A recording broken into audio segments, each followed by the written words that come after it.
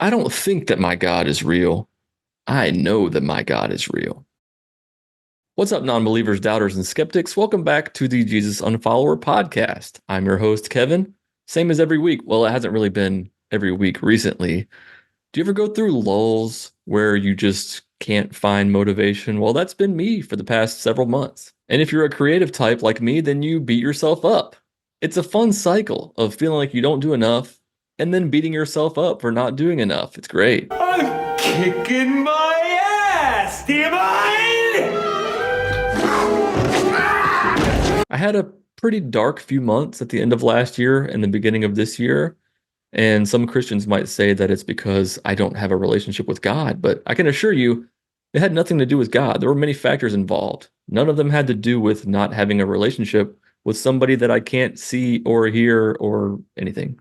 Alas, I have emerged from the darkness and I'm in a much better headspace now. I mean, I've been creating stuff on Instagram and TikTok, but those are easier because it's like it just takes a few minutes to make something. I haven't done YouTube, I haven't done podcasts in a while, and it's because I was in a pretty dark place, but I'm back. I am back in the saddle. I put a little question box on Instagram to say, what should I talk about on the podcast? And I got a lot of great responses. But the one that I'm going with this week is when Christians say, I know that God is real. I don't just believe, I don't just think, I know. But the cornerstone of Christianity is faith, right? What is the definition of faith anyway? According to the dictionary, faith is complete trust or confidence in someone or something. Definition 2 is strong belief in God or in the doctrines of a religion based on spiritual apprehension rather than proof. Rather than proof. Interesting. Trust and confidence is not the same as knowing. Belief isn't the same as knowing. Knowing is knowing. It's fine to feel confident in your God belief. It's fine to feel like you do know.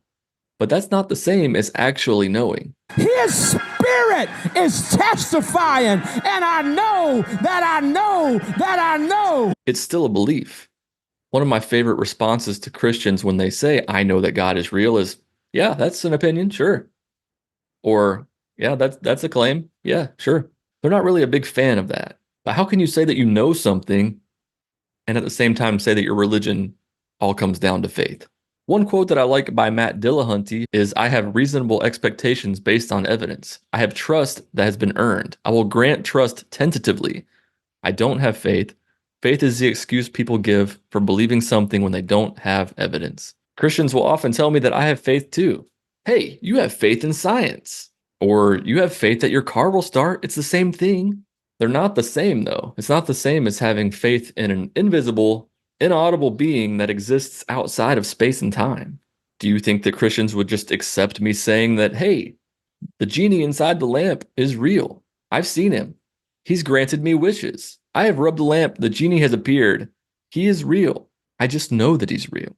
No, they wouldn't accept that. They would want more proof. It's time for comments from Christians, so let's reach down into the goodie bag and see what we can pull out.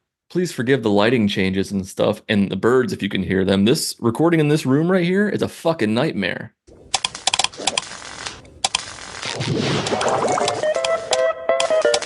Nosferatu! Lucy J 464 says, you believe in God too. You just know him as science. Look at that, right on theme. I think when people make comments like this, it's best to take the Socratic method approach and ask questions about why they're making these claims. Do I normally do that in my comment sections? Not a lot. Sometimes I do, but a lot of times I'm just a smartass. And I think a lot of people probably don't think that's the right approach. But often when people make comments like this in my comment section, they're not coming from a place of good faith, pun intended.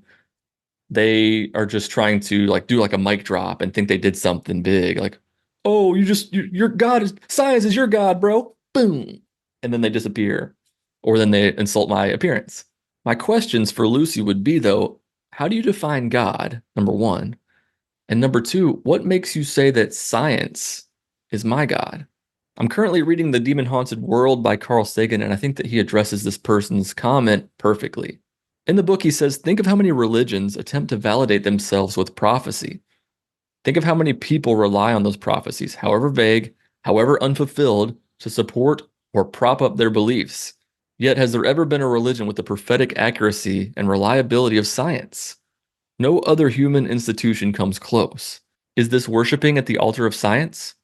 Is this replacing one faith by another, equally arbitrary? In my view, not at all. The directly observed success of science is the reason I advocate its use. I really don't have anything to add to that. That's perfectly said. Also, I'm listening to that book on Audible and I'm hitting like the bookmark like every 5 seconds because it's so good. Comment number 2, Derek says, being an atheist is thinking you're clever enough to have the entire world figured out without all the facts. Every single atheist on this planet is always on an ego power trip because they think they're a literal genius. Some of you might be, but all of you aren't. Oh, hi, Derek. Every single atheist? Really? You know all of us? There's so much wrong with this comment. Number 1, being an atheist isn't saying that you have it all figured out. Don't you think that maybe that more describes Christians? Number 2, probably most of the atheists that you've ever met in your life, you don't even know that they're atheists. They're around you, you just don't know it. Not all of us are making content. Not all of us are talking about being an atheist. There are a lot of non-believers out there, and you probably run into them all the time, and you just don't know it. A lot of people hide the fact that they're atheists in this country.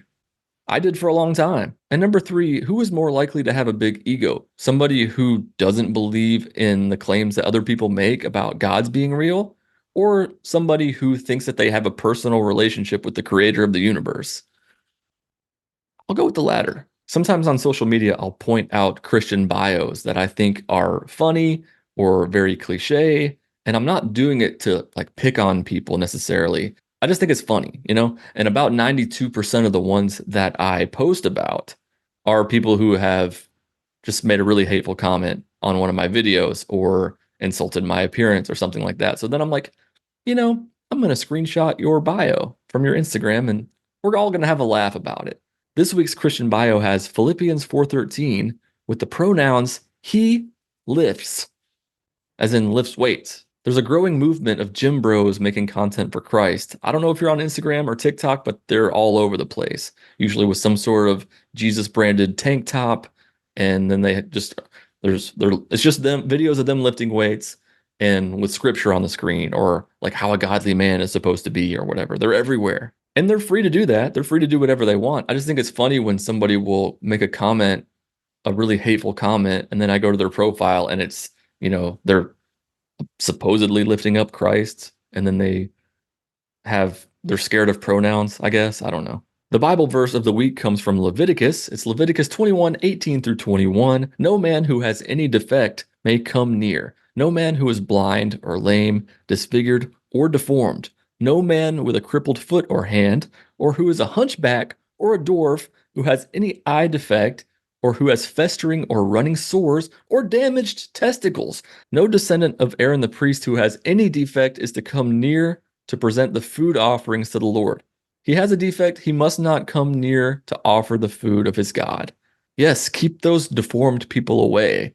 Just once we find out who created them, it's on.